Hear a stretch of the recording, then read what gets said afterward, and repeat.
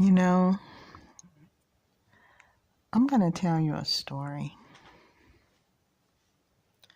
It's a pretty sad story. It starts out good, but it ends up really bad. It was this guy.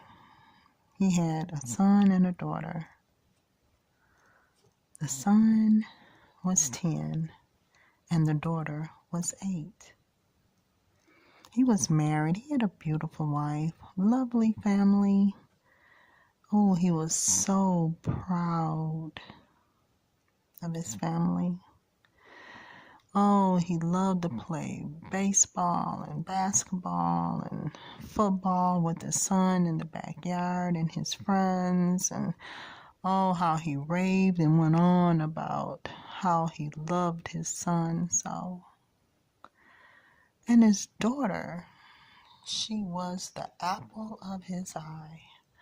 Oh, he was so happy when his wife told him that she was carrying a girl, his first daughter.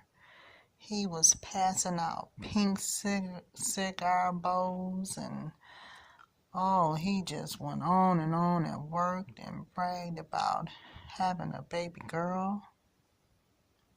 He was so happy. He was so pleased. She was so beautiful.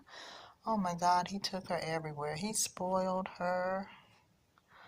He gave her everything she wanted. She had all the Barbie dolls and the latest little clothes and bows and oh, she had doll houses and she had everything that any 8-year-old little girl would possibly want. Oh, his son had trophies lined up on the shelves, the sports competitions, and oh, he was so pleased when he sit down at the dinner table after work with his family. He loved them so. He smiled all the time. He put them in a beautiful home. Oh, he took good care of them. He fed them. He clothed them. He did everything that a dad should do and a husband should do. He had the perfect life that any wife would want. But you see, he had a dark side that no one knew anything about. Not his family, not her family, not his wife, not his children. Sometimes after work, he would go to this deep, dark place on the other side of town. It was a place where a lot of people didn't go. It was a place that was known by people with deep, dark secrets, with people that took out their frustrations and their anger on others. It was a place where his spirit had left and his soul was dark. Yeah. It was a place where children that weren't so blessed as his stayed. You see, they stayed there because they stayed there against their will. You see, these children, these little bitty children, were drugged daily. They was mistreated. Their bones were crushed and they were starved and they were dirty and filthy and they only had one change of clothing and that was the clothes that was on their backs. They were in cages. They was whooped. They were beaten. They were sexually molested. They were raped over and over and over and over and over and over again all day long, and especially late at night. They were held against their will. Yeah, you would look at him as a picture-perfect husband and father.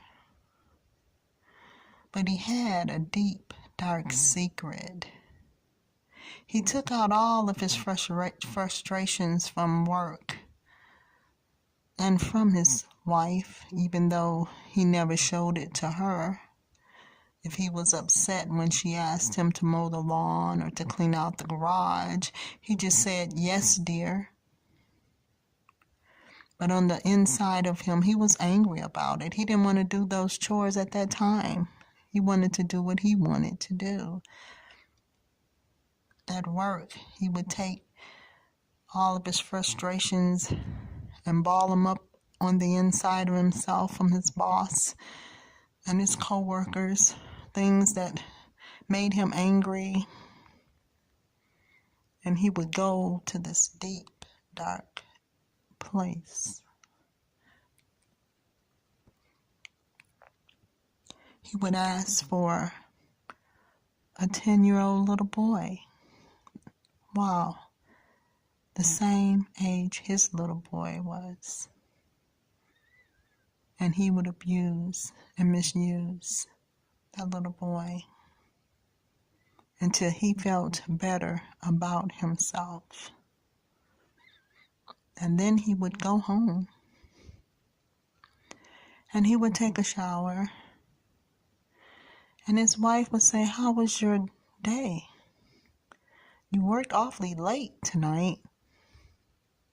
And he would say, "I had a pretty decent day. Oh, the same old, same old. Jim at work got on my nerves as usual." It was a normal work day. He told his wife, "I'm going in here and I'm going to check on little Jimmy and peek in on Sue. I just want to look at them because I love them so." And that's what he did. And he stood in the doorway looking at his 10-year-old son and looking up on the shelves at all of his little trophies, and he had a big smile on his face.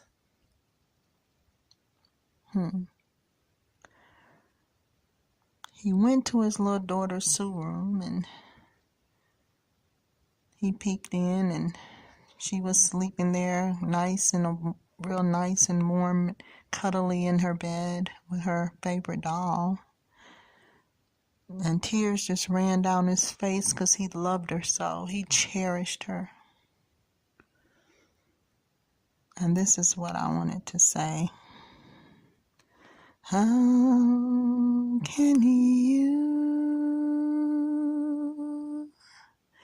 do the things you do? How can you take someone's child and do what you do? God have blessed you with everything that you wanted. How can you love your children and abuse someone else? How can you take advantage of that little boy? How can you crush his hand 'cause he didn't want to do what you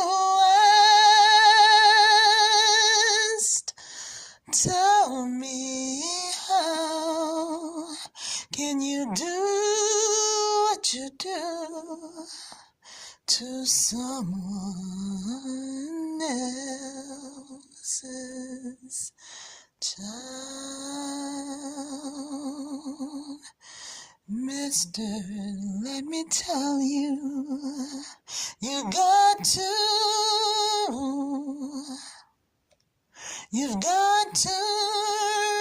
what you sow.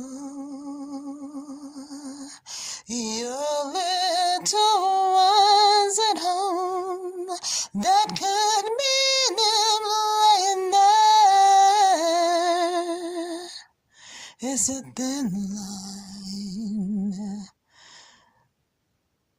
and you might be looking down at your own.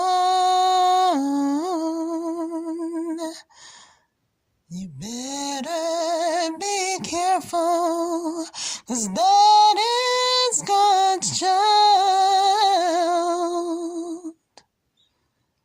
You're gonna have to reap what you sow. Matthew 18:10. Jesus said, "See that you do not despise one of these little ones,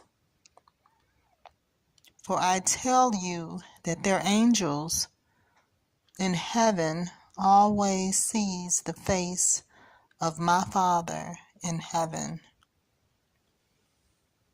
Anytime that you hurt one of the Father in heaven's children, you're going to have to answer to Him. You're going to have to reap what you sow. I am 100% against human trafficking.